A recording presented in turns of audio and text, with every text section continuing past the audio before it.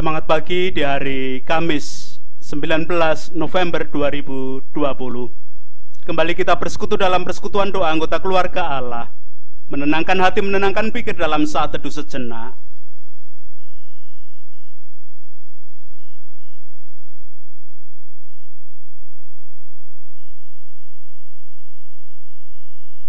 Pertolongan kita hanya berasal dari Allah yang telah menciptakan langit bumi beserta segala isinya.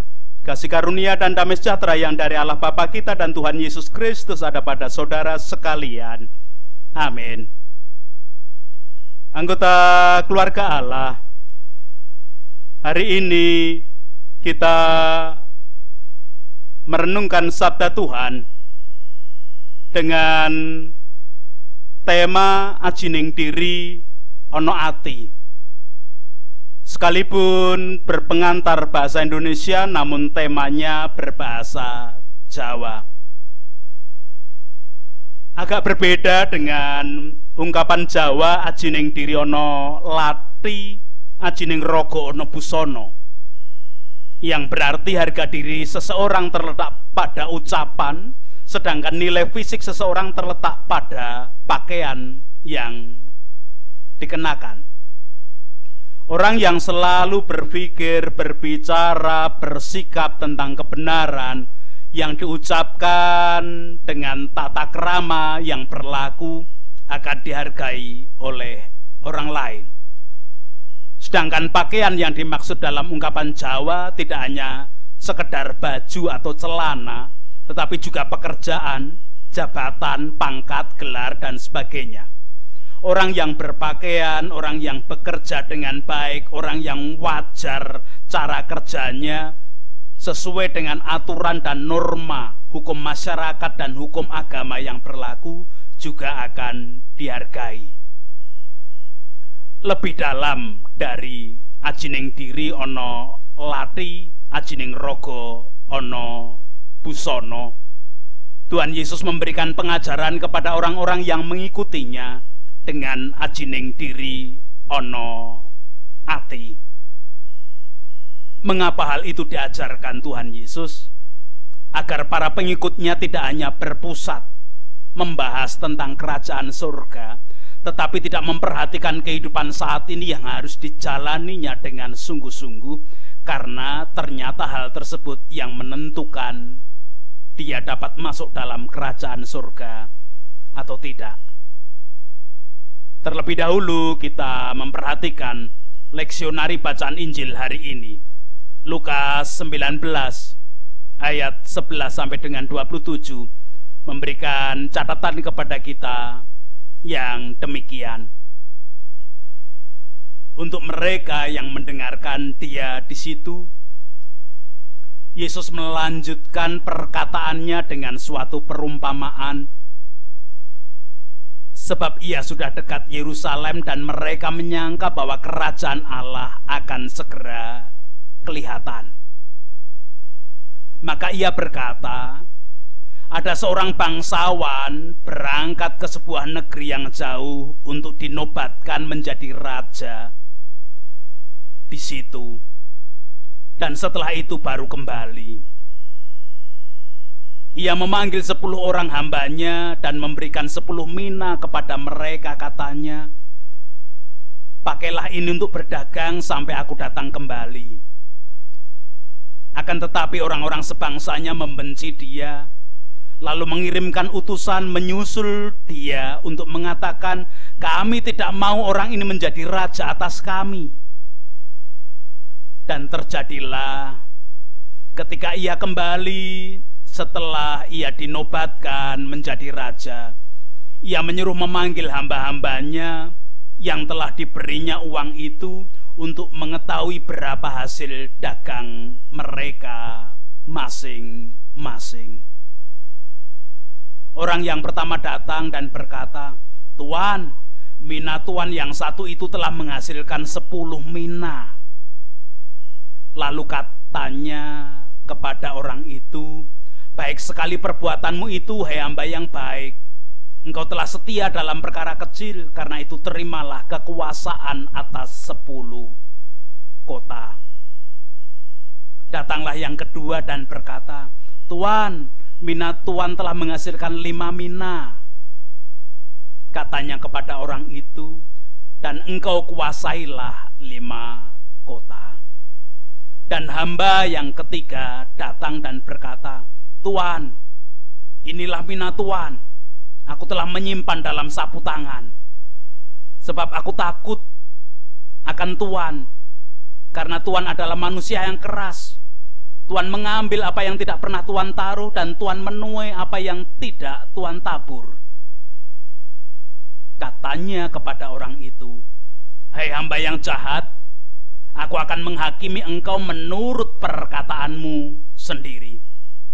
Engkau sudah tahu bahwa aku adalah orang yang keras, yang mengambil apa yang tidak pernah aku taruh, dan menuai apa yang tidak aku tabur. Jika demikian, mengapa uangku itu tidak kau berikan kepada orang yang menjalankan uang? Maka sekembaliku aku dapat mengambilnya serta dengan bunganya. Lalu katanya kepada orang-orang yang berdiri di situ, ambillah mina yang satu itu dan daripadanya, dan berikanlah kepada orang yang mempunyai 10 mina itu. Kata mereka kepadanya, Tuan, ia sudah mempunyai 10 mina. Jawabnya, aku berkata kepadamu, setiap orang yang mempunyai, kepadanya akan diberi. Tetapi siapa yang tidak mempunyai, daripadanya akan diambil juga yang ada padanya. Akan tetapi semua seteruku ini, yang tidak suka aku menjadi rajanya, bawalah mereka kemari, dan bunuhlah mereka di depan mataku. Dan setelah mengatakan semuanya itu, Yesus mendahului mereka dan meneruskan perjalanannya ke Yerusalem. Demikian kesaksian Lukas. Anggota keluarga Allah, dari bacaan Injil tadi saya mengajak memusatkan perenungan sabda hari ini pada ayat 22. Saya mengulang kembali, katanya kepada orang itu, hei hamba yang jahat, aku akan menghakimi engkau menurut perkataanmu sendiri.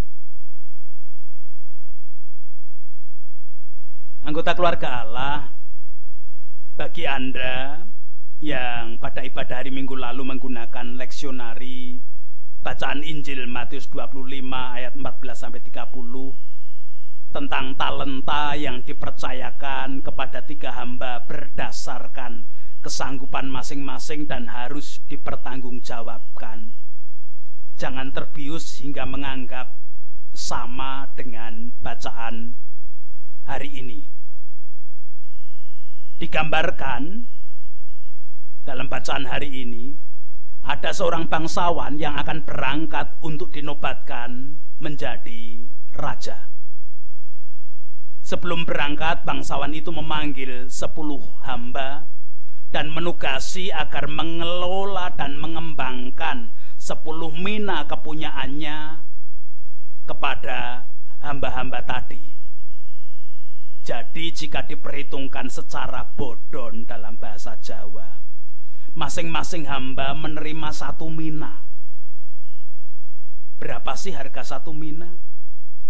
Jika dikruskan dengan kasar, 1 mina sama dengan upah pekerja harian dalam 100 hari. Saya menggambarkan, saya memperkirakan upah pekerja harian saat ini 100.000 sehari. Jika masing-masing hamba 1 mina, berarti 100.000 kali 100 menerima sekitar kurang lebih 10 juta rupiah. Lumayanlah untuk modal usaha kecil-kecilan di masa sulit seperti ini. Namun ternyata saat bangsawan sedang bepergian untuk dinobatkan menjadi raja, orang-orang sebangsanya membenci dia dan mengutus utusan untuk pembatalan penobatan sebagai raja. Anggota keluarga Allah, bangsawan yang digambarkan sebenarnya Tuhan Yesus sendiri yang pada waktu itu akan meninggalkan dunia setelah kematiannya, kemudian naik ke surga, dan besok akan datang kembali menghakimi dunia. Sedangkan hamba-hamba adalah para pengikut Tuhan Yesus Kristus yang masing-masing diberi tugas untuk mengelola dan mengembangkan kehidupan sebaik mungkin.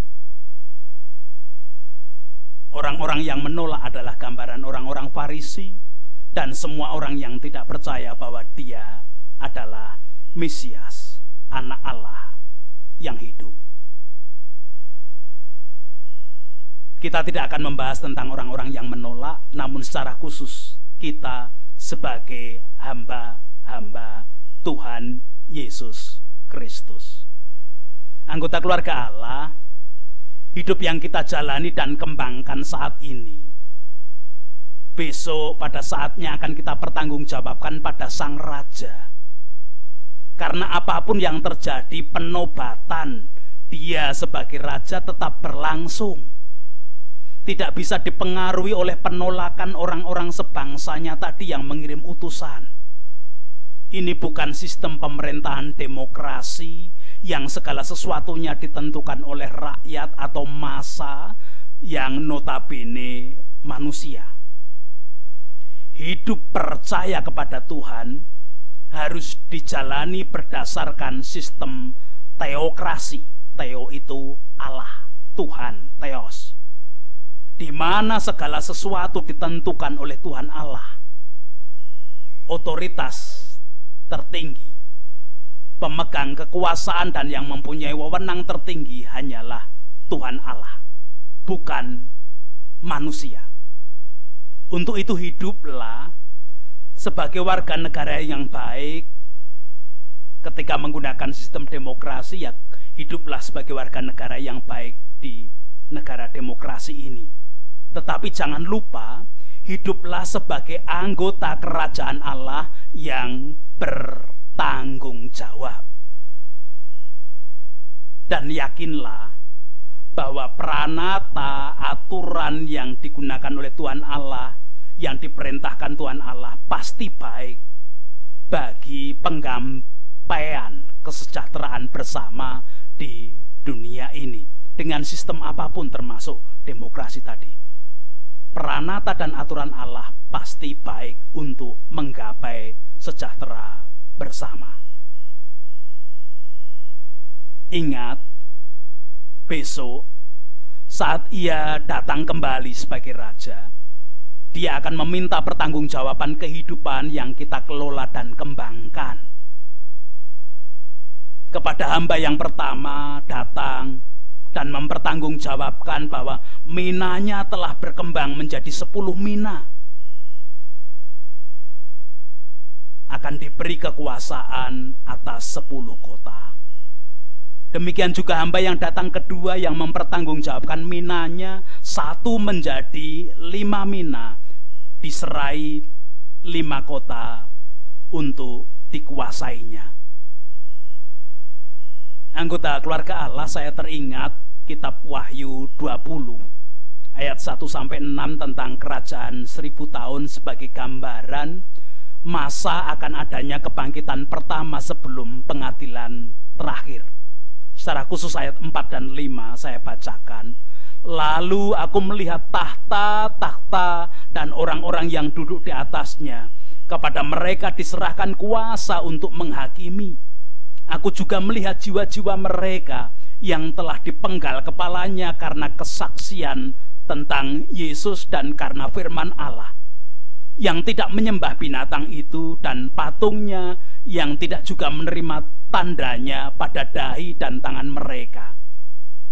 Dan mereka hidup kembali dan memerintah sebagai raja bersama dengan Kristus untuk masa 1000 tahun.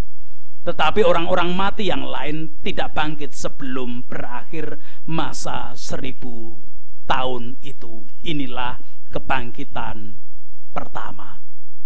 Saya membayangkan besok ketika Ia datang sebagai Raja dan meminta pertanggungjawaban kita para pengikutnya, gambaran masa 1000 tahun itu waktunya penyerahan kepada masing-masing kita untuk turut bertahta dan mengadili dunia bersama-sama dengan Dia sebagai Raja.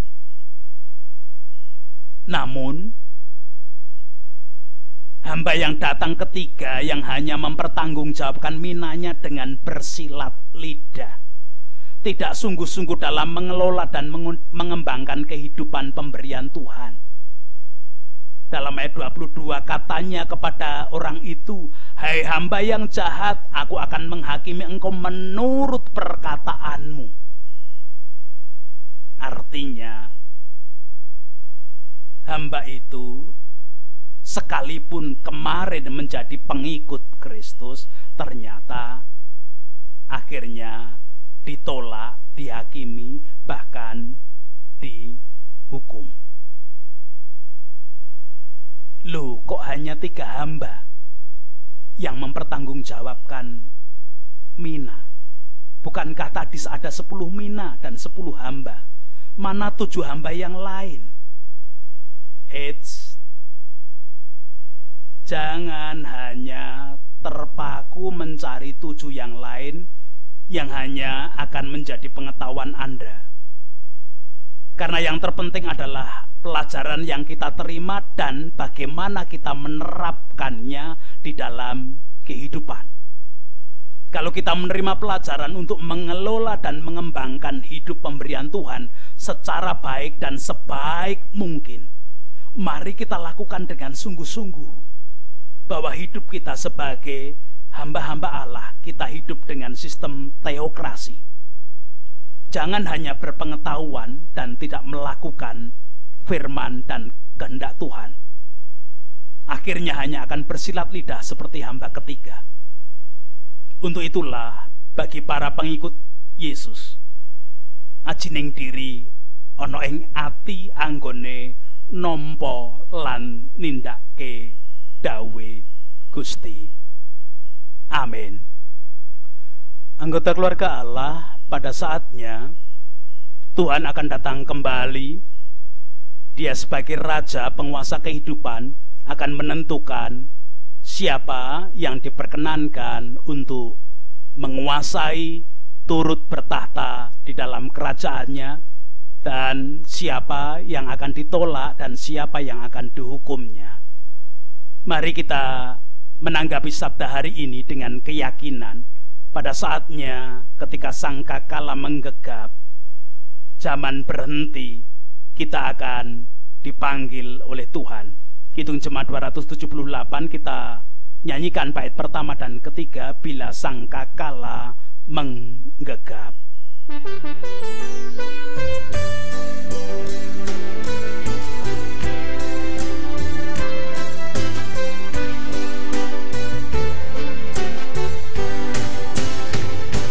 Bila sangkakala menggegap dan zaman berhenti, wajar baru yang abadi mereka. Bila nanti dibacakan nama orang tertebus, pada saat itu aku pun serta. Bila nama dibacakan, bila nama dibacakan, bila nama dibacakan, pada saat itu aku pun serta. Dari pagi hingga malam mari kita bekerja, mewartakan kasih Tuhan yang mesra. Bila dunia berakhir dan tugasku selesai, nun di rumah Tuhan aku pun serta. Bila nama dibacakan, bila nama dibacakan, bila nama dibacakan, pada saat itu aku pun serta.